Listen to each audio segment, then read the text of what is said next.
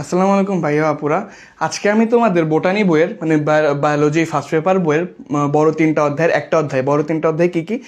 কোষের গঠন, অণুজীব এবং উদ্ভিদ স্থায়ীতত্ত্ব। এই তিনটা অধ্যায়ের মধ্যে অণুজীব অধ্যায়ের অর্থাৎ চতুর্থ অধ্যায়ের অণুজীবের একটা ছোট্ট পার্ট তোমাদেরকে দেখাবে এবং বায়োলজিটা যে কতটা সহজ এটাকে তোমাদের সামনে উপস্থাপন করবে। এখন আমরা আসল পড়ায় চলে আসি। আজকে আমরা কী পড়বো? অণুজীব। অণুজীব কাকে বলে? যেসব জীব ক্ষুদ্রাকার এবং অণুজীব যন্ত্র ছাড়া ভালোভাবে দেখা যায় না তাদেরকেই অণুজীব বা মাইক্রোবস বলে, ঠিক আছে? আর যে জীববিজ্ঞানের যে শাখায় অণুজীব সম্বন্ধে আলোচনা করা হয় সেগুলোকে অণুজীব তত্ত্ব বা মাইক্রোবায়োলজি বলে। এখন অণুজীব কি কি?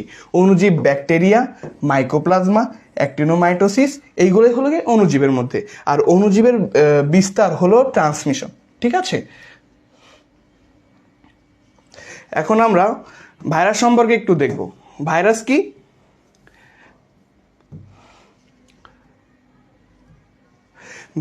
ভাইরাস হলো অতি ক্ষুদ্রাকৃতির প্রোটিন এবং নিউক্লিক অ্যাসিড দিয়ে গঠিত অণুজীবী হলো ভাইরাস। এখন এই যে ডিএনএ মানে নিউক্লিক অ্যাসিড আর প্রোটিন দিয়ে যে ভাইরাস গঠিত, এখন এই চিত্রের মাধ্যমে আমরা দেখব কি কি আছে।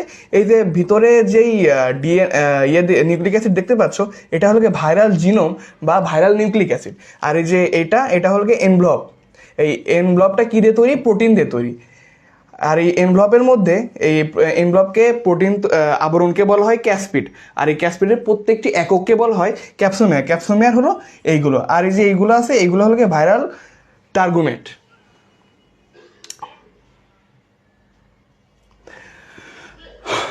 আমাদের মূলত মেন সমস্যা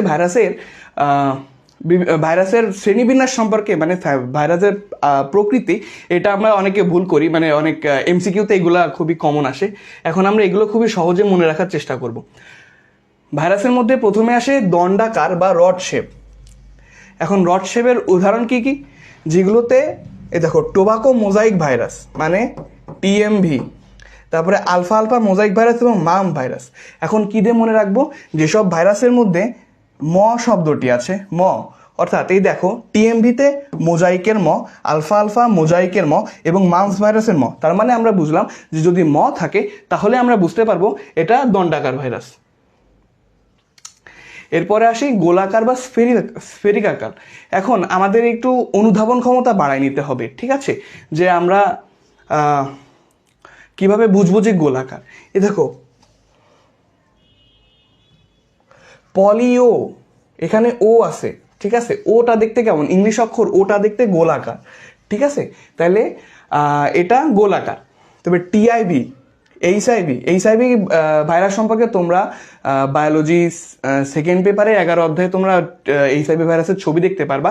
আর ডেঙ্গু ভাইরাস, ঠিক আছে? তাহলে পলিও, টিআইভি, এইচআইভি এবং ডেঙ্গু ভাইরাস এগুলো হলো গোলাকার বা স্ফেরিকাকার।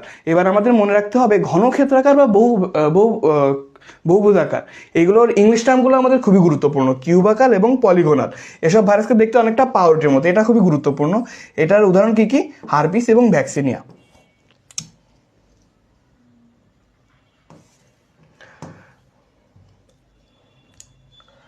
তারপর ব্যাঙাচি আকার। এখন ব্যাঙাচির ইংলিশ হলো কি ট্যাডপোল কি দিয়ে শুরু? টি দিয়ে।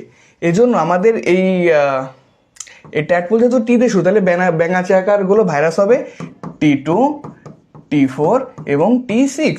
এই ভাইরাসগুলো ট্যাডপোল বা ব্যাঙাচি আকার। তারপরে সিলিন্ড্রিকাল বা সূত্রাকার, ঠিক আছে? সিলিন্ড্রিকাল বা থ্রেড মানে সূত্র। এগুলো দেখতে অনেকটা লম্বা সিলিন্ডারের মতো, যেমন ইবোলা এবং মটরের স্ট্রিক ভাইরাস। তার মানে সিলিন্ড্রিকাল বা সূত্রাকার ভাইরাস কোনগুলো?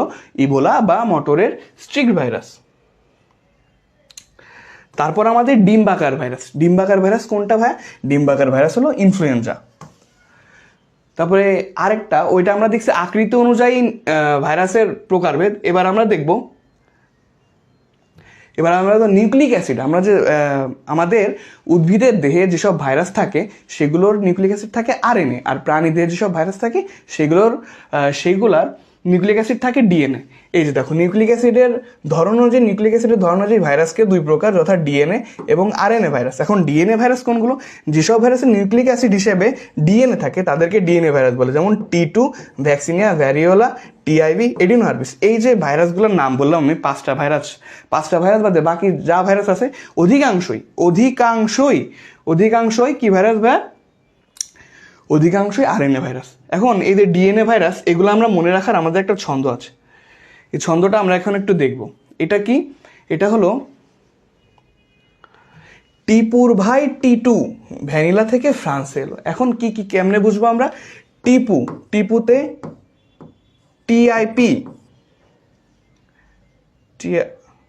টিআইপি আর ভাইতে হলো গে ভ্যারিওলা,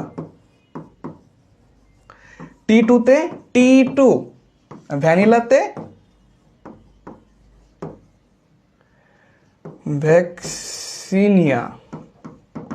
ভ্যাকসিনিয়া আর এলো থেকে এডিনোহারপিস কমপ্লেক্স,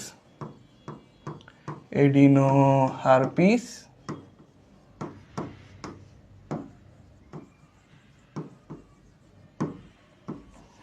তার মানে আমরা এই ছন্দ দিয়ে এই টিপুর ভাই টি2 ভ্যানিলা থেকে ফ্রান্সে এলো, এই ছন্দ দিয়ে আমরা যে মোট 5টা ডিএনএ ভাইরাস আছে এগুলোকে আমরা মনে রাখতে পারবো। তারপরে ব্যতিক্রম আছে কিছু, ঠিক আছে? ব্যতিক্রম কি কি? 5X174 এবং M13 কোলিফার, এগুলো ব্যতিক্রম কেন? আমরা সাধারণত জানি ডিএনএতে 2টা সূত্রক থাকে, হ্যাঁ, কিন্তু এই 2টা ভাইরাসের ডিএনএ 1 সূত্রক, এই জন্য এইটা ব্যতিক্রম। তারপরে আরএনএ ভাইরাসের নিউক্লিক অ্যাসিড হিসেবে থাকে আরএনএ, ঠিক আছে? এতে নিউক্লিক অ্যাসিড হিসেবে থাকে আরএনএ থাকে, এই জন্যকে আরএনএ ভাইরাস বলে। আমরা মাত্রই দেখলাম যে ডিএনএ ভাইরাস বাদে 5টা ডিএনএ ভাইরাস বাদে বাকি সবগুলো আরএনএ ভাইরাস, কিন্তু এখানেও ব্যতিক্রম আছে। যেমন এই যে রিওভিরিডাইস গোত্রের রিও ভাইরাস এবং ধানের বামন ভাইরাস, এই 2টা ব্যতিক্রম। কারণ কি? আরএনএ ভাইরাস মূলত 1 সূত্রক, কিন্তু এই ধানের বামন ভাইরাস এইটার আরএনএ দ্বিসূত্রক। আজকের মতো এটুকুই। আজকে আমরা ভাইরাসের আকৃতি এবং নিউক্লিক অ্যাসিড অনুযায়ী 2 ধরনের প্রকারভেদ দেখলাম। ভাইরাসের আরও অনেকগুলো প্রকারভেদ আছে, আমরা এই প্রকারভেদগুলো এবং ভাইরাসের অন্যান্য যেসব বৈশিষ্ট্য, জড় এবং জীবীয় এবং এর বংশবিস্তারের 2টি পদ্ধতি সম্পর্কে এবং এর পরবর্তী ভিডিওতে দেখব।